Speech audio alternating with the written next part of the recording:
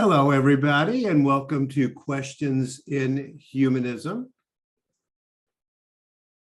The question for tonight is humanism a religion or a philosophy or something else?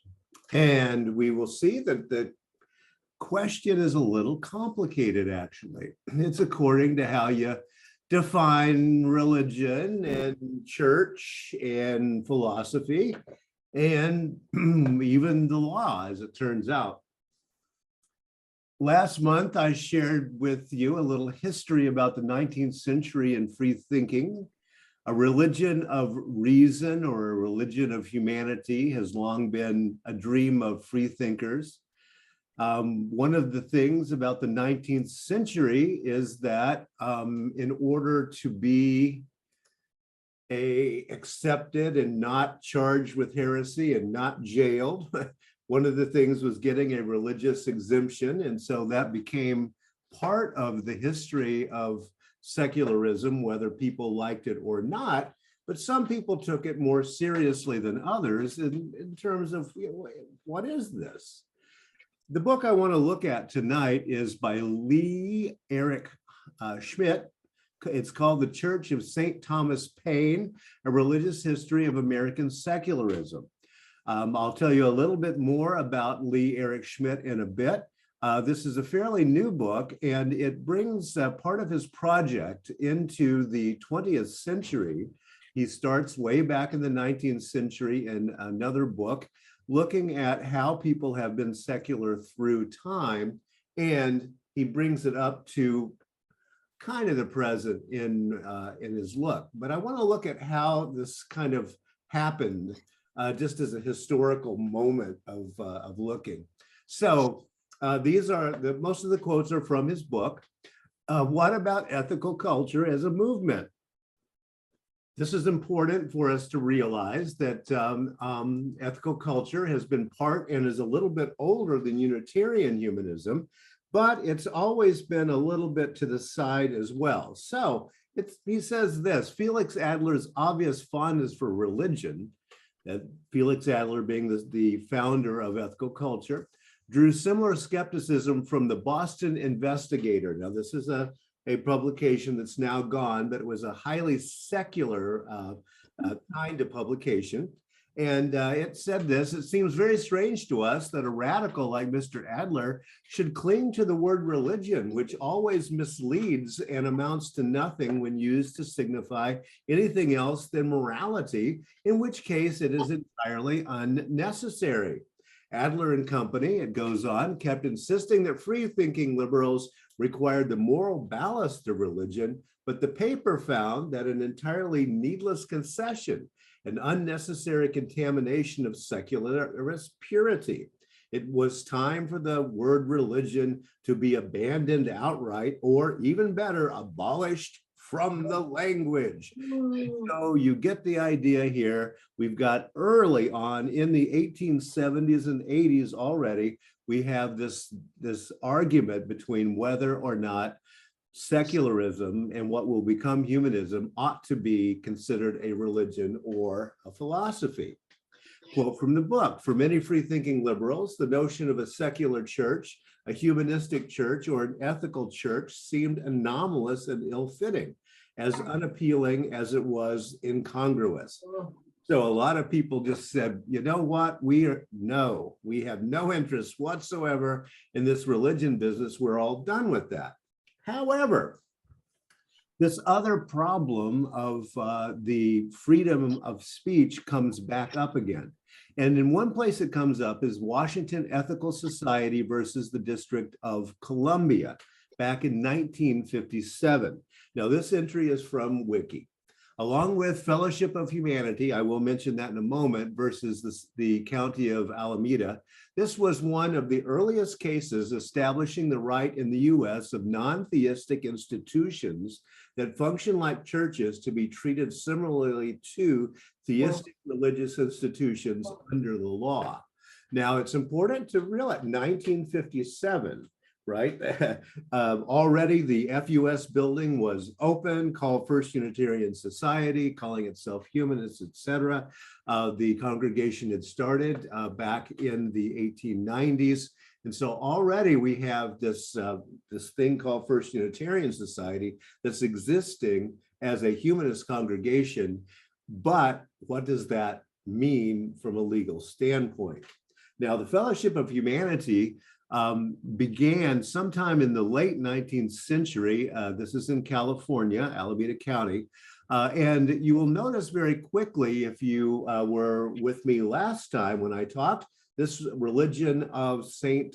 Thomas Paine, in which he says, the world is my country, to do good is my religion. That's not actually quite the correct quote, but it gives us the idea of what the secularists were really wanting to do. The world is my country, to do good is my religion, and I'm not going to worry about anything else like that. So that was the Fellowship of Humanity, a church, quote unquote, that was humanist and atheistic agnostic from the late 19th century. Now we have the American Ethical Union, WES, that's the Washington Ethical Society.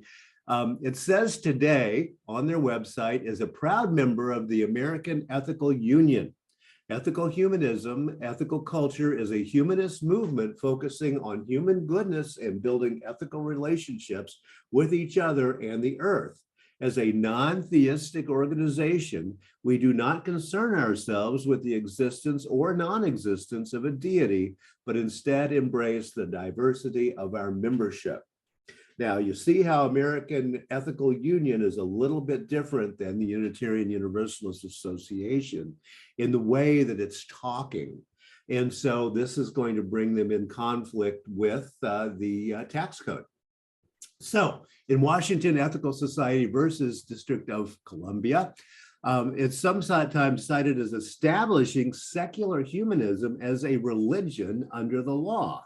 Now, as you will see, this is very complicated, actually. That characterization of the case is disputed by others for a number of reasons. Different groups use the term secular humanism differently. According to some definitions, the society does not practice secular humanism.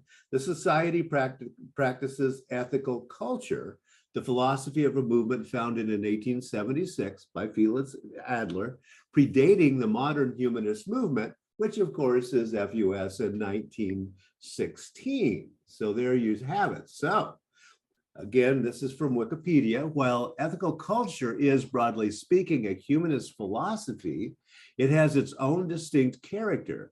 As practiced by the Washington Ethical Society, it is in many respects more aligned with religious humanism than with secular humanism. Oh, that's going to make a difference. But wait a minute, what is religious humanism and what is secular humanism? Again, that's a problem. So the court decision did not address the question of whether the ideas of ethical culture were inherently religious. It merely determined that the Washington Ethical Society functioned like a church and so was entitled to similar protections. So in that case, the court is careful not to talk about what religion is. In the arbiter dictum note, in the case of Torcaso versus Watkins, in which Justice Hugo Black, Supreme Court Justice, apparently coined the phrase. This phrase was referenced, but the term secular humanism apparently referred to the case Fellowship of Humanity versus County of Alameda. Okay, so in the Supreme Court decision for the Washington Ethical Society, one of the justices, Justice Hugo Black, is going to talk about this, but he is going to refer back to a previous case in which was it decided or not that humanism is a religion. So you see how this begins to get a little bit complicated here. So with this footnote, I quickly say that in writing the briefs for the Torcaso case, all right, who was it that deserved the credit or blame, this is the book speaking, for Judge Hugo Black's inadvertently giving legal currency to the notion of secular humanism as a religion? All right. And indeed, you can go deeper into this. This is a footnote in the book. So the phrase secular humanism had been used in a variety of contexts well before 1960, but its use in and around the Torcaso case to name secular humanists as a religious group marked a departure and a misnaming when joined to the Fellowship of Humanity, that case in California. Okay, so you see how this is working. Actually, it appears that Judge Black is making a mistake when he quotes the other case. The ground shifted under the Fopples. This is a guy who, like Dietrich, was trying to do both, have a kind of church-like thing, but also this secular humanist or humanist thing. The ground shifts after 1963. Religious humanists were no longer part of small fellowships subject to discrimination, but instead they represented a massive conspiracy to take over American public life and establish their religion of secular humanism as an unchecked hegemon, especially in education, but really everywhere. Now, this is how this happened, and those of us who are old enough remember the 1970s and the 1980s when secular humanism becomes this political football that starts getting kicked around by moral majority and those kinds of evangelical right-wing religious groups trying to make political hay. So they were no longer religious outliers, we secular humanists, looking for recognition of their minority rights, much like other religious minorities of the period, including Jehovah's Witnesses and Seventh-day Adventists. They were the dangerous and powerful enemies of a Christian nation, because suddenly secular humanism is this powerful religious force. Okay, now it was remarkably out of all proportion how the mention of secular humanism in footnote 11 of the Torcaso opinion had metamorphosed from the Fellowship of Humanity, that California group of around 100 people, into a vast conspiracy of apocalyptic consequence. Suddenly, the secular humanists are all kinds of powerful and trying to take over the nation. Now, we do need to look at someone who knew First Unitarian Society quite well, and that was the Reverend Lester Mondale, who lived from 1904 to 2003. He is the only person who signed all three of the humanist manifestos. Now, let's see what happened. Lester Mondale had left the Bible classes, prayer meetings, and revivals of his youth. He's a Minnesotan boy, for those of you who don't remember, to attend Hamline University in 1922, a church-related college in St. Paul, where his strictly Methodist upbringing began to fray. The turning point came when he discovered John Dietrich's First Unitarian Society just across the river in Minneapolis and became enthralled with his humanist sermons.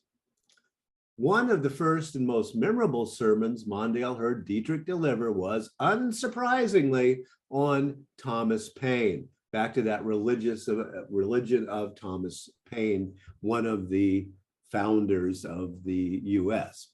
Dietrich saw potential in the young Methodist, recommended him for Harvard Divinity School, and urged him to switch allegiances to the Unitarian Humanists, all of which combined to set Lester on his lasting vocational path. Great, yes, famous within Unitarian and humanist circles, but there was a larger repercussion. In the meantime, Lester's mother had died in 1923. His father remarried a couple of years later. In 1928, Walter Mondale was born. Half brothers, separated by almost a quarter century in age, but their fraternal kinship became strangely consequential decades later. Oh yes, in Time magazine, the showdown between Reagan and Mondale. Who won and why? Well, one of the whys is not all that well known. Secular humanists per se did not exist when Hugo Black mislabeled members of Fopple's Fellowship of Humanity in 1961. A generation later, the designation was being widely deployed, including by tough-minded secularists, to distinguish themselves from their soft-headed religious counterparts. So we have this separation. We've got the absolute staunch atheists, materialists on one side. We have the religious humanists on the other, then a great chasm, and then we have the religious on the other side, not really knowing what these folks are all about. The rise of secular humanism as a political phantasm, as church state affliction, as purist moniker, did a certain violence to the religious history of secularism. On the one hand, it accorded to religious humanists all too much imaginary power. Yes, those of you who were religious humanists, as was I in the 70s and 80s, you probably don't remember being all that powerful, but by golly, we were considered such. It drowned them in a sea of apocalyptic abuse and moral panic. On the other hand, it encouraged their erasure from the history of secularism once subsequent secularists decided that their religious declarations had been all too costly in providing a cudgel for right-wing Christians.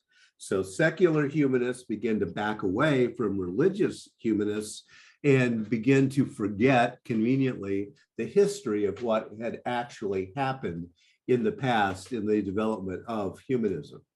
So still another example was Dietrich's old church, says this book, The Church of St. Thomas Paine.